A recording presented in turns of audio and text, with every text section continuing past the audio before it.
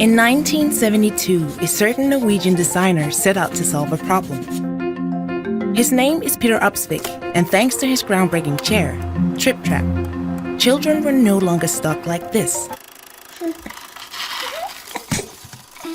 Inspiration for the chair was sparked by his own son, who at the time had outgrown his high chair but was too small for an adult chair. So to solve this problem, Opsvik created an interactive chair, fit for any child at any age. A chair that grows with the child. Thanks to the addition of a supportive and adjustable footplate in both height and depth, children were finally able to move freely and participate equally. The design was proof of Opsvik's philosophy. It allowed for freedom of movement. Characterized by its functionality and timeless design, Tripp Trapp is 50 years later a design icon to be revered, and remains to this day completely unchanged. By creating Tripp Trapp, Opsvik accomplished what he had set out to do all along. He gave his son, and millions of other children since, a fair and free seat at the table. Celebrating the 50th anniversary of the chair that grows with the child, Tripp Trapp, giving children a seat at the table since 1972.